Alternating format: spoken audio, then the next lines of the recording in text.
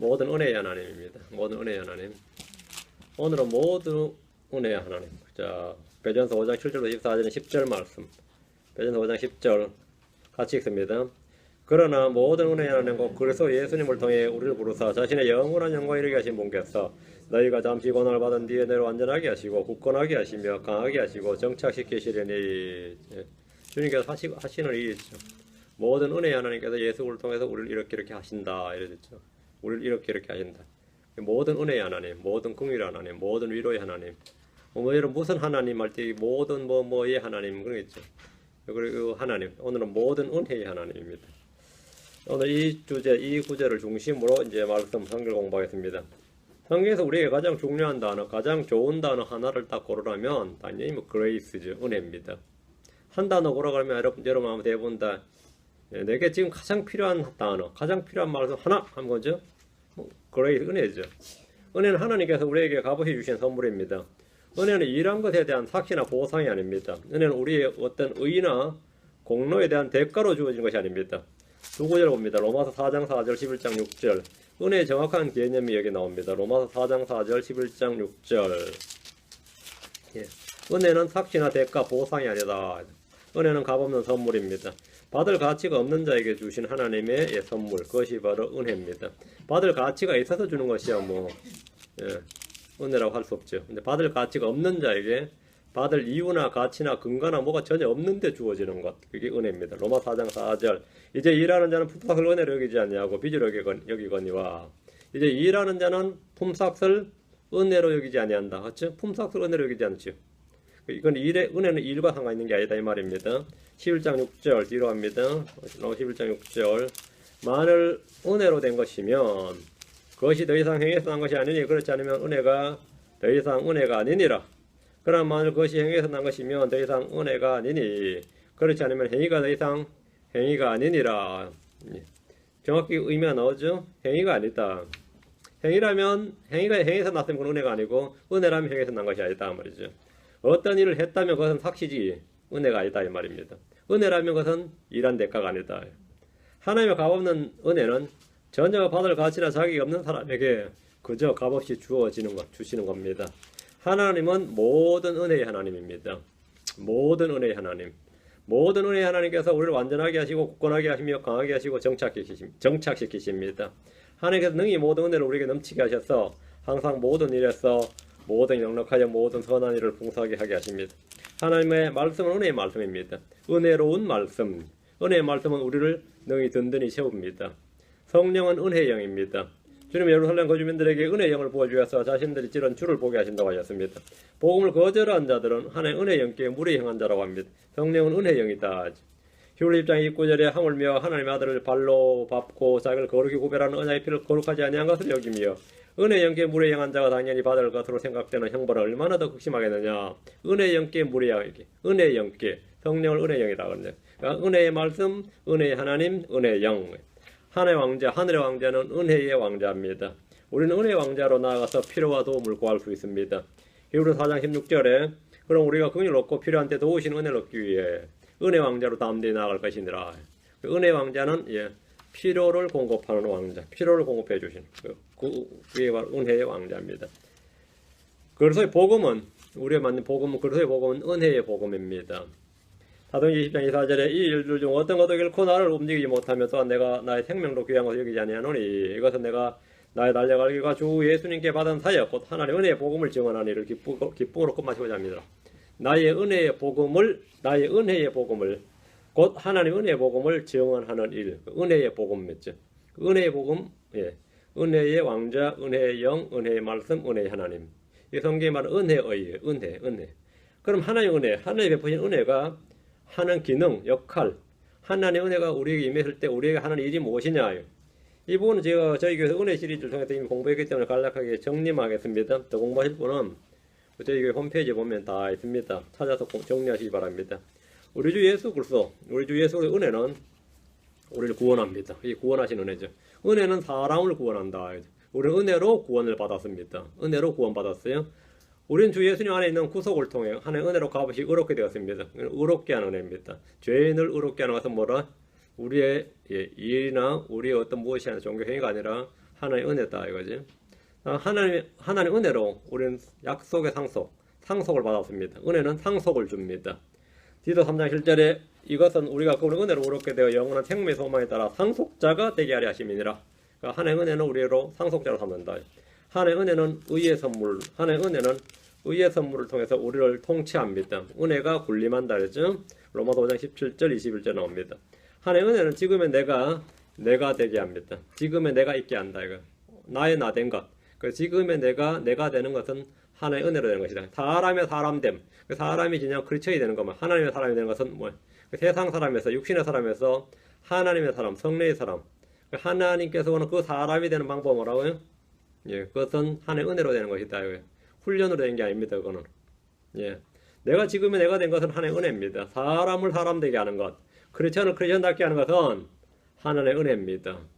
고린도서 15장 10절에 하나님의 은혜로 내가 지금의 내가 되었으니 내게 베푸신 그분의 은혜가 헛되지 아니하여 내가 그들 모두보다 더 많이 수고하였으나 내가 아니요 오직 나와 함께 하신 하나님의 은혜로다 했습니다.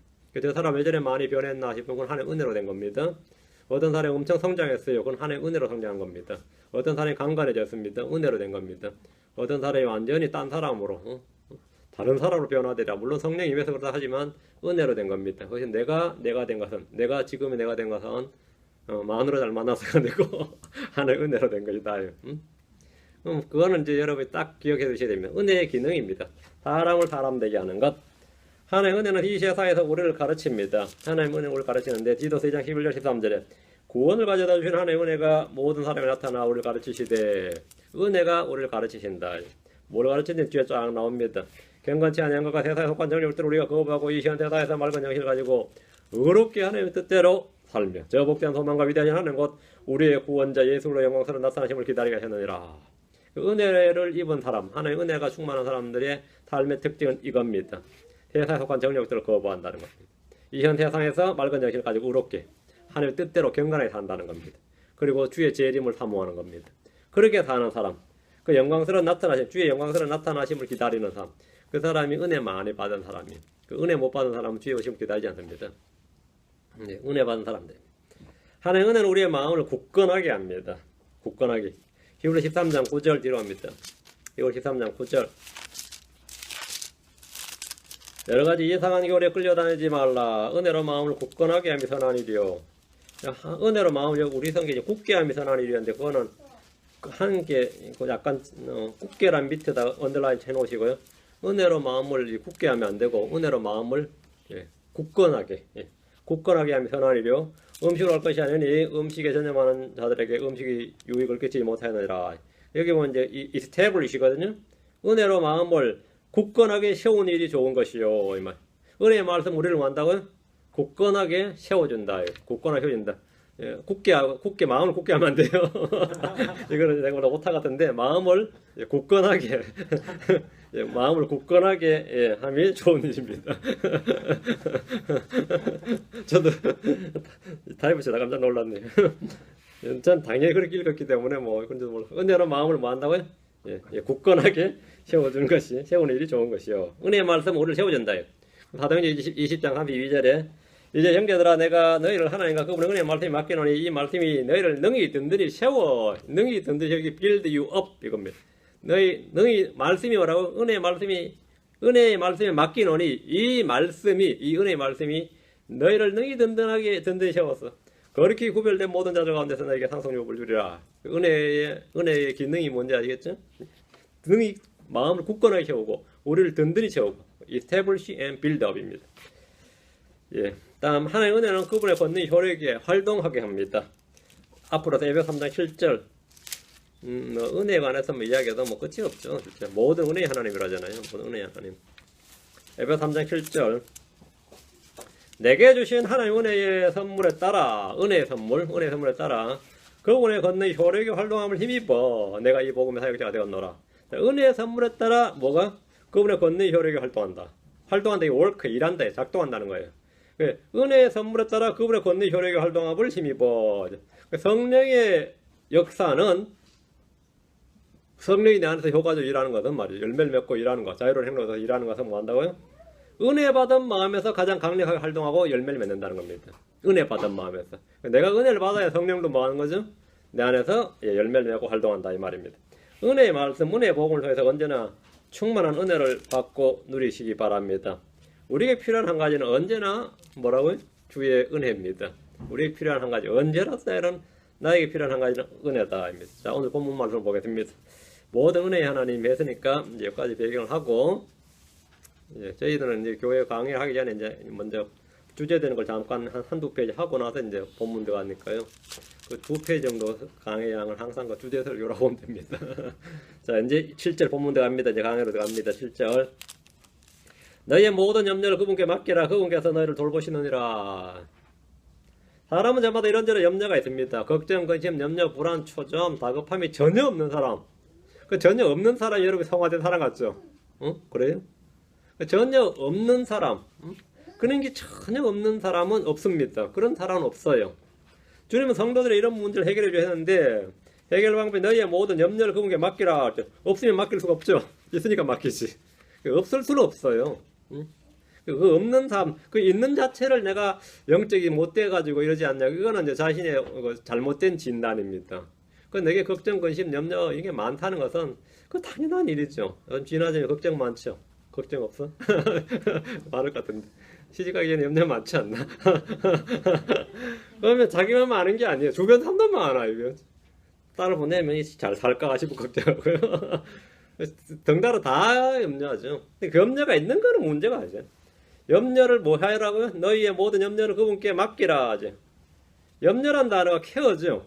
우리는 케어가 염려입니다. 치료도 케어예요. 돌보는 것도 케어입니다. 돌보다는 단어도 케어예요. 그게 우리의 염려를, 우리의 케어는 우리의 케어, 우리의 염려를 하나님이 케어하신다 이 말입니다. 하나님이 돌보신다. 우리의 염려는 뭐라고요? 우리의 케어는 하나님이 케어하신다 이 말이에요. 누가 케어하냐 그러면 하나님이 케어하신다고. 하나님이 뭘 케어한다고요? 우리의 케어를 케어해요. 하나님은 하나님 God cares our care.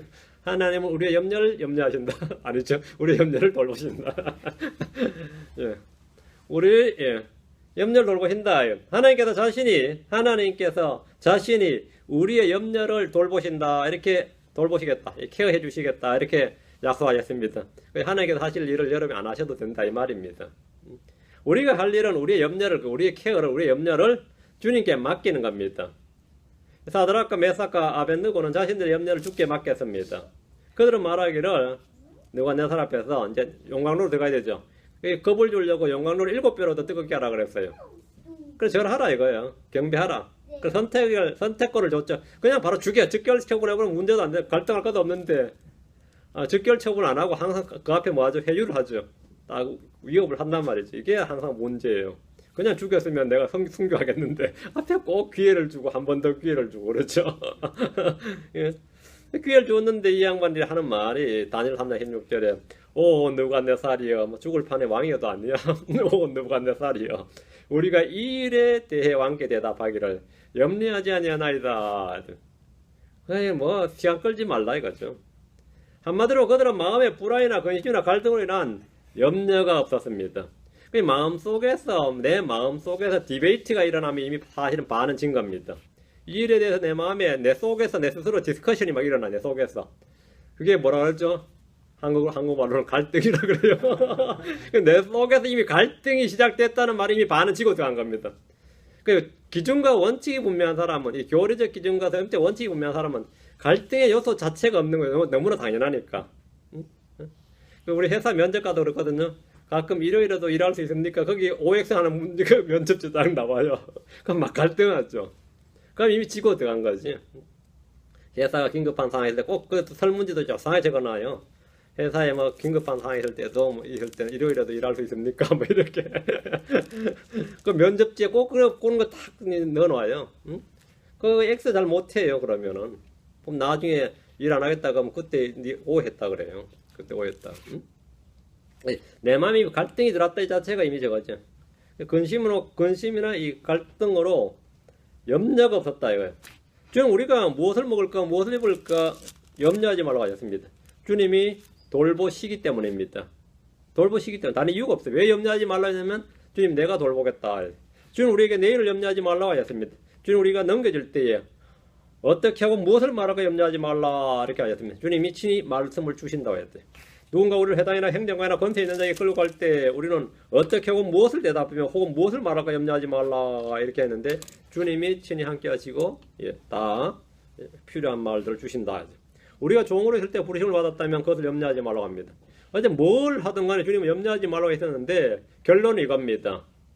빌립보 4장 6절이에요. 아무것도 염려하지 말고 오직 모든 일에 기도와 간구로 내가 요청할 것을 감사함으로 감사하다고 하나님께 알리라. 염려를 이기는 길은 염려하지 않는 것인데 이 한 가지는 주님께 맡기는 거고요. 그 염려하지 않는 방법, 염려가 있으면 그 염려를 주님께 맡기면 되는 거죠. 또 하나는 기도와 간구로 하나님께 알리는 겁니다. 이게 염려를 극복하는 두 가지 방법이에요. 하나님 우리에게 맡기라고 하신 것이 몇 가지 있습니다. 뭘 맡기라고 그랬어요? 돈을 맡기라고 그랬어요? 하나님께서 여러분이 맡기라고 한 게 있어요. 첫 번째, 내 짐을 주께 맡기라. 시편 55편 22절에 다음은 내 일들을 주께 맡기라. 다음은 16장 3절입니다. 다음에 내 길을 주께 맡기고 또 그분을 신뢰하라. 시편 37편 5절이죠. 다음 너희 모든 염려를 그분께 맡기라. 베전서 5장 7절. 내 짐을 맡기라. 내 일들을 맡기라. 내 길을 맡기라. 내 모든 염려를 맡기라. 입니다. 우리는 원수가 없는 것도 주님께 맡기면 주님께서 친히 갚아주신다 하였고 우리 혼도 주님께 맡겨 지키시게 해야 됩니다. 맡기지 않고 자신이 해결하려거나 자신이 스스로 지키려 할 때에 임하는 것이 염려입니다. 필연적인 겁니다. 필연적인 거죠. 그러나 주님께 맡기면 주님이 돌보시고 지키십니다. 영적 생활이나 믿음의 삶이란 뭐냐? 한마디로 요약하면 주께 맡기는 삶입니다. 저희 교회 예전에 하던 어떤 저한테 많으신 분도 오더라고요. 자기 평생의 신앙생활 한마디 요약하면 신앙성장이라는 게 맡기는 법을 아는 거다 그랬어요. 신앙이 성장한다는 게 뭐냐? 믿음이 성장한다. 믿음 생활을 점점 한다는 게 뭔지 자기가 이제 한마디로 요약하게 됐는데 그게 먼저 이렇게 맡기는 걸 아는 거다 이거예요. 근데 이제 그걸 알 때 좀 되니까 이제 숨 넘어갈 때가 다 된 거예요. 너무 연대가 드신 거죠. 근데 사실 그때 이제 진짜 맡기는 겁니다. 뭘 맡기죠? 다 맡기는 거죠. 혼을 맡기는 이제 그때 다 맡기는 거예요. 예. 제가 오늘 매일 레터 편지를 한 장 받아 오랜만에 편지를 받았는데 그분은 알비에 살거든요. 차에서 살아. 그 알비 분명히 5년 간답니다. 그 자기가 알비 몰고 다니기도 하고 하는데 5년마다 이제 알비를 바꾸는데 65세예요. 이번에 이제 얼마 전에 샀으니까 이제 이거 70대 때까지 내가 길에서 죽을지 알비라게 그렇죠. 이건 뭐 이 차를 다시 한번 더 바꿀 수 있을지 길에서 죽을지 뭐 어떻게 해요. 그 이야기를 쭉 써놓는데 보니까 참 인생이라는 것에 대해서 참 생각을 많이 하게 하죠. 알비에서 뭐 밤에 이제 그게 집이면 차니까 거기서 죽을지 어떻게 죽을지 말이죠. 진짜 이제 주님께 다 맡기는 거예요. 다 맡기고 사는 거죠. 평생을 참 주님께 헌신에 살아온 분인데 참 그 편지를 받았는데 참 짠하더라고요. 짠해. 우리도 모르죠. 뭐 어디서 죽을지 모르지 뭐. 어떤 사람 운전대 잡고 죽는 사람도 있고요. 차에는 뭐 요즘 아무도 모릅니다. 어쨌든 그때 그런 염려가 들면 뭐 해야 되죠? 맡기라고. 모든 염려를 다 주께 맡기고 여러분 짐이 무거우면 맡기고 일이 많으면 맡기고 길을 맡기고 염려를 맡기고 원수들이 많으면 원수가 없는 것도 맡기고 다 맡기라. 주님께서 맡기라잖아요. 맡기세요. 그리고 우리 혼을 마지막에 맡기는 겁니다. 우리 혼을 맡기는 거예요. 우리 혼을 지키시는 혼을 맡기는 겁니다. 다음 8절입니다. 베전서 5장 8절. 정신을 차리라 깨어 있어라. 너희 내장 마이가 울부짖는 사자같이 돌아다니며 산길자를 찾나니. 이것은 냉정한 현실입니다. 크리스천이라고 마귀에서 안전지대가 아니다 말이죠. 우리는 프리존에 사는 게 아닙니다. 우리는 전쟁터에 사는 사람들이지. 우리는 마귀로부터 안전지대에 사는 게 아니에요. 이 성도들이 크게 오해하면 안 됩니다. 내가 성령 충만하면 마귀로부터 안전하고 무풍지대에 산다고 생각하면 큰일 납니다. 절대 그렇지 않습니다. 마귀는 지금 삼킬자를 찾는데 삼킬자가 누구죠? 대상이 너희죠. 정신을 차리라 깨어있으라. 너희 대적 마귀가 하죠. 너희 대적이 너희는 누구죠? 크리스천이죠. 너희 대적 마귀가 울부짖는 사자같이 돌아다니며 삼킬자를 너희 중에서 찾는 거예요. 너희를 삼킬 너희를 찾나니 이 말이에요. 그렇죠? 구원받은 자에게는 구주 예수 그리스도가 있는 동시에 강력한 적수가 하나 생겼습니다. 모든 헐리우드 영화에는 주인공의 맘먹는 필적할 만한 뭐가 있죠? 악의 뭐가 있죠? 그거 없으면 영화가 스토리가 안 돼요. 그 2탄 시리즈 2, 3 나오면 뭐가 되는 거죠? 더 강력한 주인공을 막 위협하는 뭐가 생겨 악이 등장하죠. 그 절대 악이 막 등장하는 거예요. 그래야 스토리가 돼요. 여러분이 더 성장하면 시리즈가 넘어가면 어떻게 되겠죠?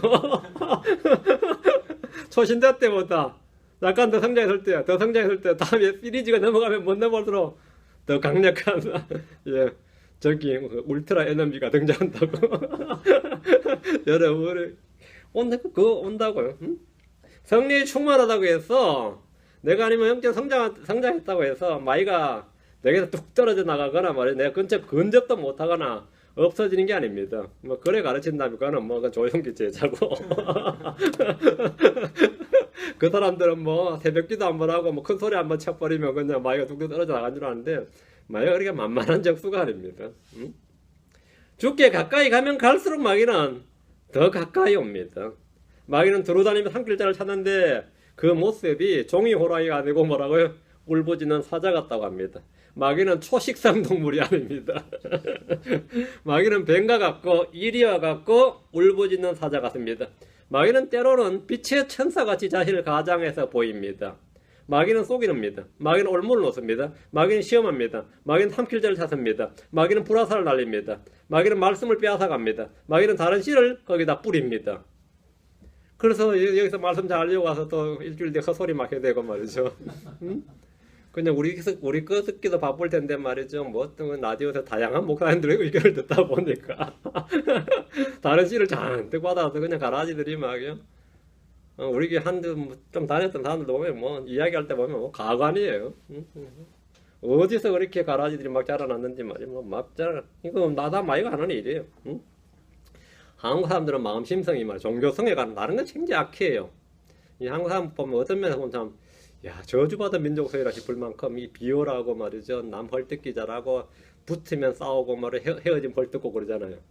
그런데 또 하나씩 복받은 게 마음밭이 다 좋아. 힘이 종교적이라는 거예요. 마음밭이 좋다는 말은 뭐냐면 잡초도 잘 자란다는 말이에요. 아무거나 잘 자라요. 응? 아무거나. 그럼 뭐 그냥 들으면 다 잘 자라요. 그럼 한 말씀만 잘 자라면 좋은데 이 특이한 게 뭐냐 잡초가 잘 자라는 밭이에요. 좋은 밭 아니죠 그러면. 잡초가 잘 자라는 밭이에요. 이게 전부 다인데 이게 울부짖는 사자, 울부짖는 사자. 그 마귀는 한 글자를 찾는다 이거예요. 우리는 욥을 시험한 마귀와 다윗을 격동하게 한 마귀나 베드로를 밀가 훌디 까본 마귀 등에 대해서 다양한 기록을 성경에서 볼 수 있습니다. 그래서 주어진 경고가 뭐죠? 이거죠. 8절에 정신을 차리라. 깨어있으라. 정신 차리고 깨어있으라. 그렇지 않으면 당한다 이거죠. 뭐에 당하겠어요? 별별 이단들한테 당해요. 응? 뭐 그 사람들도 그러겠죠. 킹제임스 성경에 당한다 그러겠지. 그래서 정신 차리고 깨어있어야 돼요.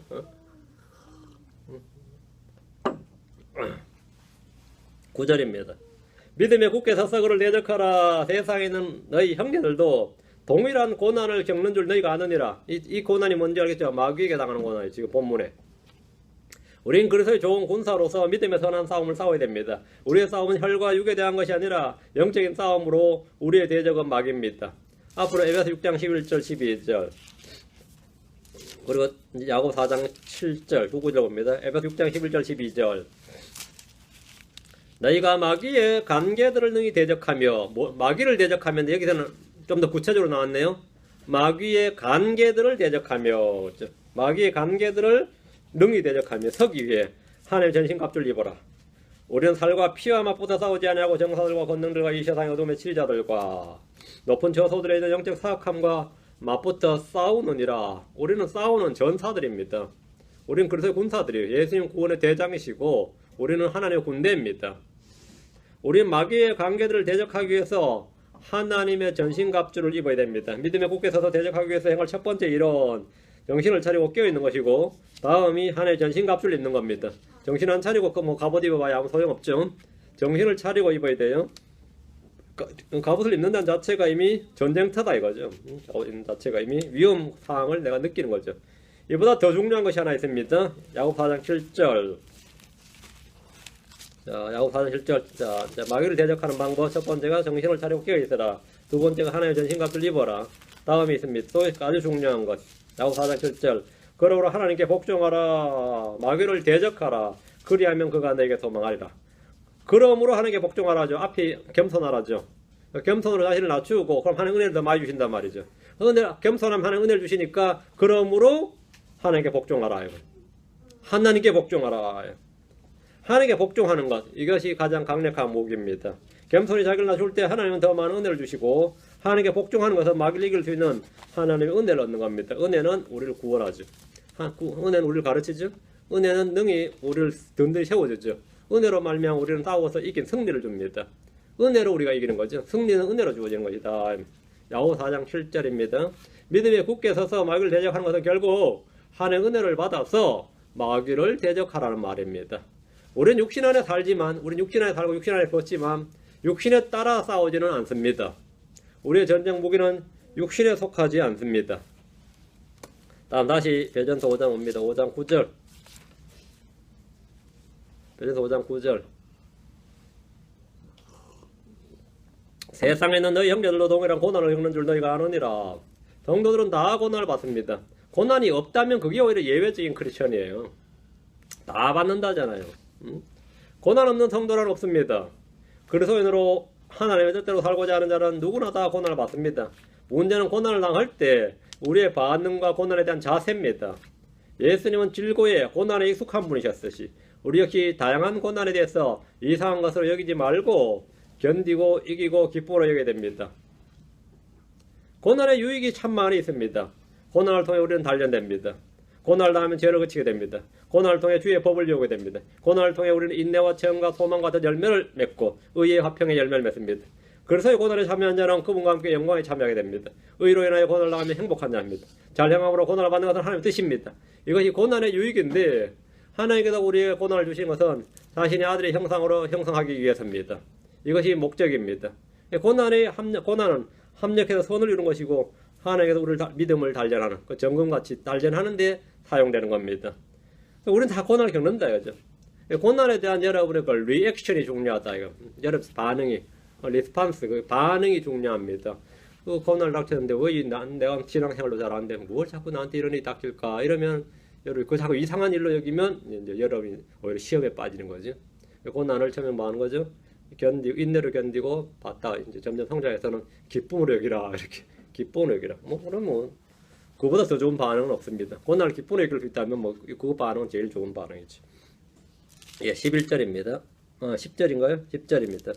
그러나 모든 은혜에 하나님 곧 그리스도 예수를 통해 우리를 부르사 자신의 영원한 영광에 이르게 하신 분께서 너희가 잠시 고난을 받은 뒤에 너희를 완전하게 하시고 굳건하게 하시고 강하게 하시고 정착시키시리니 모든 은혜의 하나님은 우리의 고난을 면제해 주시는 것이 아니라 우리에게 고난을 받게 하십니다. 은혜는 면제가 아니라 뭐라고요? 이기게 하는 겁니다. 감당하게 하는 것이다. 감당해. 하나님께서 우리에게 짐을 주실 때는 짐을 질 수 있는 뭘 주신다고요? 강한 어깨를 주시는 거죠. 예. 그것이 없이 주면 안 되죠. 그걸 먼저 주어지는 겁니다. 모든 은혜의 하나님은 그 은혜, 우리의 넘친 은혜는 족한 은혜는 뭐냐면 연약함을 담당할 수 있고 감당할 수 있고 그 고난을 이길 수 있는 바로 그런 힘이 주어지는 겁니다. 하나님 고난을 통해서 우리 안에 하실 일이 있습니다. 고난으로만 하실 수 있는 일, 고난을 통하지 않고는 안 되는 일이 있어요. 고난을 통해서 하실 일이 있는데 고난을 통해서 주님 우리에게 무언가를 주시려는 겁니다. 고난은 영원한 영광의 비중을 이루어갑니다. 고난을 통해 하나님 우리를 완전하게 하십니다.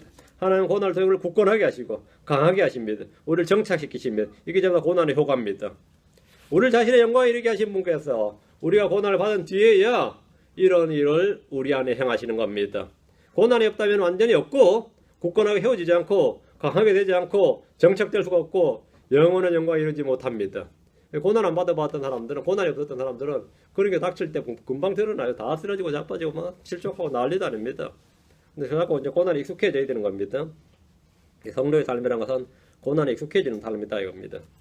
11절입니다. 그분께 영광과 통치가 영원 뭉틀어 있기를 원하노라. 아멘. 하늘의 왕국에 대한 소망입니다. 주 예수로께서 아버지께 받을 하늘과 땅의 모든 권능이 천년왕국 때 이 땅의 영광과 통치로 드러납니다. 그리고 그것을 영원 뭉틀어 그분께 있게 됩니다. 12절 너희를 위한 신실한 형제라고 내가 생각하는 실로아노 편에 내가 간다에 있어서 권면하고 이것이 하나님의 참된 은혜임을 증언하였거니와 이 은혜 안에 너희가 서 있느니라. 이 은혜 안에 너희가 서 있느니라. 실루아노 이 말은 이 사람은 이제 여러분 아는 실라입니다. 실라. 바울과 실라 할 때 실라 있죠. 실라. 그 베드로가 자신의 편지를 바울의 동력자였던 실루아노 편에 보낸 것은 그들 일행과 조우했던 것으로 보입니다. 바울과 베드로가 만난 것은 예루살렘과 갈라디아였는데 그 외에 어디서 이들이 만났는지는 이제 기록이 없습니다. 성경에 기록이 없는데 다만 베드로가 이 편지를 쓸 당시에 바울은 실라와 함께 전도 여행을 다니지 않았습니다. 왜 그러냐면 바울은 예루살렘 갔다가 체포가 돼버렸죠. 체포가 돼서 몇 년을 재판을 끌다가 로마로 호송이 됐단 말이죠. 또 로마에서 또 감옥에 갇혀 있었고 있기 때문에 말년이 감옥 생활이었기 때문에 이 실라는 이제 바울과 동행하지 않았던 거죠. 그래서 이 실루아노 이 말은 이 로마 실라의 그 로마식 발음 이름입니다. 로마식 이 표기법이 실루아노입니다. 실라는 사도행전 15장에서 예루살렘 교회에서 이제 종교회의가 있었죠. 믿음으로 말미암는 이 구원. 여기에 대한 종교회의가 있을 때 예루살렘 교회가 선교사로 파송을 한 두 사람이 있었는데 그게 유다와 실라입니다. 그래서 예루살렘 교회에서 실라를 파송했으니까 그 당시 예루살렘 교회에 누가 있었죠? 베드로가 있었죠. 그 베드로가 실라를 파송해서 이 실라가 바울에게 간 거란 말이죠. 바로. 그러니까 이 베드로는 실라를 잘 아는 거죠. 신라를 잘 아는 것이고 바울은 뭐 당연히 함께 평생 함께 다니니까 잘 아는 것이고요.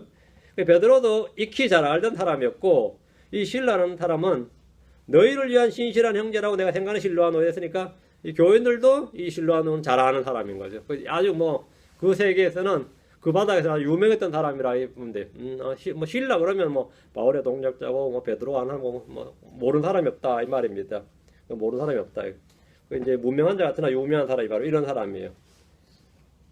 예, 그래서 이제 이 베드로는 실라를 그래서 너희를 위한 신실한 형제 이렇게 말했습니다. 이것이 하나님의 참된 은혜임을 증언하였거니와 했는데 성도들이 받는 고난이 참된 은혜란 겁니다. 예? 받는 고난이 개고생이 아닙니다. 참된 은혜지. 이 헛고생, 헛수고, 개고생 뭐 이게 아니에요. 참된 은혜다. 아, 그런 은혜라면 받고 싶지 않습니다. 그럼 여러분은 그거 헛은혜를 받는, 가짜 거짓 은혜를 받는 겁니다. 오늘날 은사주의에서 말하는 그 집회에서 받는 은혜 있죠. 은혜 받아 사용할 때 그 은혜는 대부분 다 그 뻥입니다. 그 은혜 아니에요. 은혜는 그런 거 아니에요. 성경에서 말하는 은혜는 이게 참된 은혜라죠. 참된 은혜. 이것이 하나님의 참된 은혜임을 증언하였거니와. 고난받는 성도는 참된 은혜 안에 서 있는 겁니다. 고난의 유익을 안다면 우리는 이 말씀이 참으로 진리임을 알게 되는 겁니다. 13절입니다. 13절. 너희와 함께 선택받은 바빌론에 있는 교회가 너희에게 무난하고 내 아들 마가도 그리하느니라. 바빌론에 있는 교회는 베드로가 사역한 것으로 알려져 있습니다. 베드로는 처음 시작해서 이 1장 1절에서 뭐라고 하냐면 본도와 갈라디아와 갑바도기아와 아시아와 비두니아에 두루 흩어진 나그네들에게 편지한다 그랬죠. 여기서 바빌론을 안 썼단 말이죠. 1절에서. 이제 마지막 절에 바빌론에 이랬단 말이죠. 이 지역의 교회들이 모두 베드로의 수고로 세워진 교회들인데 바빌론도 마찬가지였다. 바빌론. 사도행전은 사도 바울의 선교의 행적과 세운 교회들은 많이 나오는데 베드로가 세운 교회는 안 나오죠. 베드로는 그냥 사마리아, 예루살렘과 사마리아에 활동한 것이 끝이에요. 그러니까 안 나오는데 베드로 역시 사도 바울 못지않게 평생을 복음 사역에 전념했기 때문에 그런 수고와 열매를 가졌다. 이건 뭐 당연히 알 수 있는 게 한 단어로 쭉 나오는 게 뭐냐면 본도와 갈라디아와 갑바도기아와 아시아와 비두니아 지금 나오는 바빌론 이렇게 그냥 기록해 버린 거죠. 베드로도 역시 그런 사역을 했다는 겁니다. 그 다음에 내 아들 마가도 그리하느니라 할 때 이 내 아들 마가가 베드로의 진짜 친아들인지 아니 여러 마가복음을 쓴 마가 요한 있죠. 마가인지 이거는 이제 몰라요. 근데 진짜 아들일 수도 있고 마가 요한도 이제 영적으로 뭐 자기 제자였으니까 바울이 디모데를 내 아들이라 했던 식으로 했을 수도 있는데 대부분은 그냥 이제 거의 대부분의 주석서는 그냥 마가 요한으로 뭐 뜬금없이 갑자기 베드로 자기 친아들 내가겠나 이런 생각해서 마가 요한이라고 이제 해석을 합니다.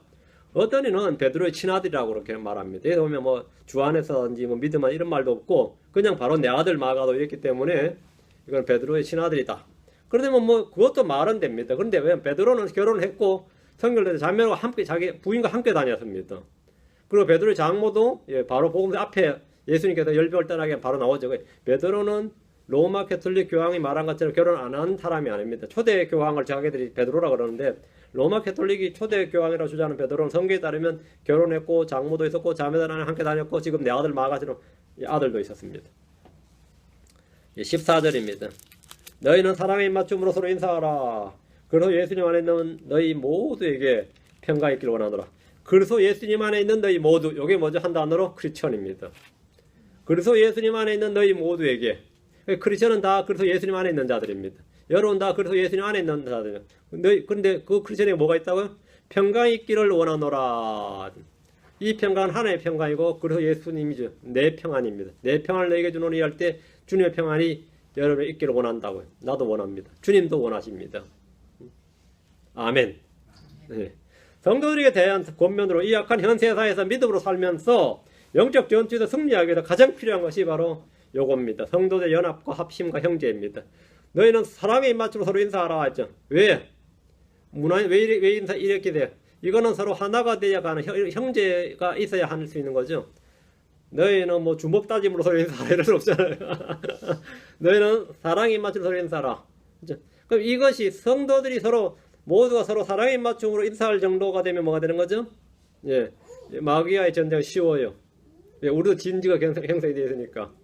근데 이게 사랑의 입맞춤으로 인사하는 게 아니라 뭐 전화 한 번 와도 벨 소리가 울려도 딱 보면서 이거 받아 말아 싶고 이거 받아 말아 싶고 이런 거 있죠? 이 사람이 그 받아 말아 이러면은 이제 그걸 그냥 와야 되는 거죠. 그거는 뭐 그거야 뭐 아무것도 아니지 뭐 마귀의 밥이지. 그 사랑의 입맞춤으로 서로 인사하라 해서 이렇게 하는 것은 서로 사랑하란 말이에요. 서로 사랑하란 말입니다. 한 단어로 하면. 그러면 이제 성도들 간에 화해가 있고 사랑이 있으면 좋지. 때로는 이제 우리가 화해에 대해서 합평에 대해서 되라고 누구한테 중재를 부탁하면 말이죠. 불화의 씨를 뿌린 이간질의 대사가 돼가지고는 와 이건 뭐 나중에 듣고 황당해요. 나는 믿고 보내놨더니만 그놈한테 가서 내 욕하고 반대로 돌아서는 그놈 욕하고 막 그래. 이 목사들도 그래요. 목사들도 어느 목사한테 보내놨더니만 가서 뭐 날 미친놈이라 그러고 나한테 와서는 그놈 저 힘병자라 그래. 이게 완전히 불화의 씨를 뿌리는 이간질의 대사구나 이래. 이 사람이 말이죠. 아무리 말씀 전하고 뭐 목회 오래 하고 뭐 해도 내 안에 그 주의 은혜가 빠진 사람은 그냥 육신은 고깃덩어리일 뿐입니다. 고깃덩어리라는 말은 그냥 살도 살덩어리가 아니라 죄가 거하는 죄덩어리예요. 우리의 육신의 모습이 그렇습니다. 그건 뭐 사역 30년 40년 다 되는 거 아니에요. 내가 한 50대 60 내가 한 70, 80대 은퇴했는데 성화된 목사 만나보고 싶다는데 보니까 완전히 뭐 동네 아저씨 같은 영감이 다 생겨보세요. 얼마나 실망스럽겠어요. 평생을 킹제임 성교로 목회한 사람이라서 막 예수님까지나 아니라도 해서 뭐 바울의 그림자쯤 될 줄 알고 가봤더니만 만나보니까 뭐 옆집 아저씨만도 못하더라 싶으면 그러겠죠. 주의 은혜가 빠진 인간의 모습은 말이죠. 그 사람의 전직이 뭐 판사든 검사든 목사든 선교사든 다 소용없어요. 그 아무것도 아니에요. 평생 선교지에서 수고하신 분 만나보면 여러분 실망하죠? 2, 3일만 지나면 뭐 이런 사람이 선교지에서 사역했나 싶고 그래요 실제로. 이런 사람이 뭐 목회를 했다고 아이고 양들이 불쌍하다 싶고 막 그래. 이런 사람 밑에서 설교 들었던 사람 얼마나 그 참 영혼이 불쌍하다 싶고 또 반대로 우리가 보는 또 마찬가지죠. 아이고 이런 사람과 함께 사는 이 마누라가 불쌍하다 싶고 그 자식이 불쌍하다 싶고 그래요. 그러니까 이 신앙이라는 게 말이죠. 신앙인이란 그 자체로서 뭐가 보증되는 게 없어요. 내가 주님과 함께 하지 않을 때는 우리는 한마디로 하면 배럴이가 아니다 이 말이에요. 배럴이라는 건 충전이 되죠. 그럼 그 충전이 다 떨어질 때까지는 그래도 약발이 있잖아요. 맞아요? 근데 이 성도는 뭐냐, 이 배럴이처럼 충전이 되는 게 아니라 전을 꽂고 떼고 해요. 온 아니면 오프야. 온일 때는 그냥 온이에요. 전류가 흘러. 근데 오프면 뭐죠? 그 순간에 끝이야. 3초, 5초도 안 가서 그 사람은 육신에서 튀어나옵니다. 입에서든 뭐든 다 튀어나와요. 아시죠? 여러분 자신을 절대 신뢰할 수 없는 겁니다. 제가 제 자신을 신뢰할 수가 없다고요. 여러분 안 그래요? 제 나이 정도 되면 말이죠. 뭐 제이만한 샘물이나 뭐 요 정도 애들은 한 10살에서 한 15살 전에 아직 철 모를 때는 뭐 아빠하고 결혼하고 싶어요 뭐 이럴거든요. 아빠가 최고요 하다가 약간 더 철들면 뭐 이런 아버지가 다 있냐 뭐 이러십잖아. 그렇잖아요. 결혼할 때 마찬가지고 처음에야 뭐예요. 사람 잘 만나서 주님 은혜로 싶어도 그게 뭐 몇 차례 안 간다고. 그게 그거로 사는 사람 없어요. 참고 견디며 나도 기뻐하며 사는 거지. 사랑은 모든 건 참고부터 시작하는 거죠. 오래 참고로, 사랑을 오래 참고로 시작해서 모든 것을 견디는 데라고. 나 여기 고린도 13장 펴보세요. 사랑은 어떻게 시작하는지. 3절부터. 사랑은 오래 참고로 시작해서 모든 것을 견디는 애라고 끝나요. 그거 안 돼도 다 파토나는 겁니다. 응? 사랑의 입맛으로 서로 인사하라. 성도들과는 오죽하겠습니까? 응? 이게 되면 그 교회는 승리하는 교회가 되는 겁니다. 전투하는 교회가 그냥 전투만 하는 게 아니라 승리하는 교회가 되는 겁니다. 승리하는 교회가 간증이 있는 교회예요. 아니면 여러분이 그 사람의 성도의 부패 속도가 말이죠. 그 사람이 얼마나 유명한 목사였든지 상관없이 얼마나 그 부패 속도가 말이죠. 여름날에 여러분이 그 김밥 쉬는 것보다 더 빨리 쉬어요. 사람이 그런 게 사람입니다. 그게 사람이에요. 어떤 사람이라 예외 없습니다. 여러분이 항상 뭐 해야 됩니까? 그러면 정신을 잘 못 깨있더라. 그리고 지금 말하면 대로입니다. 그래서 예수님 안에 있는 너희 모두에게 평강이 있기를 원하노라. 자, 은혜가 제일 중요한 단어고 다음 우리에게는 평강이지. 예. 여러분 전부 여기 아멘 하고 돼 있는데 우리 전부 다 같이 아멘 합시다. 아멘. 아멘. 네, 마칩시다. 기도하겠습니다. 주 하나님 감사합니다. 주님께서 은혜와 복을 주실 간구합니다. 주의 영을 충만케 해주시옵소서. 오늘 말씀 선포한 대로 제가 고난을 잘 견디게 해주고 오히려 이것을 기뻐하고 즐거워할 수 있는 그런 성숙한 성도들 되도록 도와주시옵소서. 고난의 주인은 유익을 위해서 기뻐하고 저희 주님께서 주신 은혜로 인해 있기만 하고 주님께서 우리 속에 평강을 주시옵소서. 주님께서 내가 나의 평안을 내게 주노니 너희가 대사에서 환난을 당하나 담대하라. 내가 대상을 이겨노라 하신 말씀 그대로 아버지 하나님 저희가 늘 주의 평강으로 가득하게 해주시옵소서. 그래서 저희가 간증이 넘치게 해주시고 제가 이 세상에서 이 혼탁하고 어렵고 힘들고 참으로 이 정욕이 팽만하고 또 비뚤어진 시에 대해서 아버지 저희가 올곧게 주님을 따라갈 수 있도록 인도해 주시기를 간구합니다. 아버지 하나님께서 저희 자신이 아무것도 아님을 저희 자신도 알고 주님도 아십니다. 아버지 저희가 육신일 뿐이고 저희가 참으로 죄덩어리일 뿐입니다. 긍휼히 말하신 주님께서 은혜를 베풀어 주셔서 제가 이런 가운데서 주님을 따르도록 오히려 넉넉히 승리할 수 있도록 해주셔서 내가 된 것은 지금의 내가 지금 내가 된 것은 하나님의 은혜로다. 이렇게 하나님의 은혜는 결국 헛되지 않다고 하시오니 주께 주신 은혜가 헛되지 않아서 다 열매 맺게 해주십시오. 감사드리며 주의 성기도합니다. 아멘. 마치겠습니다.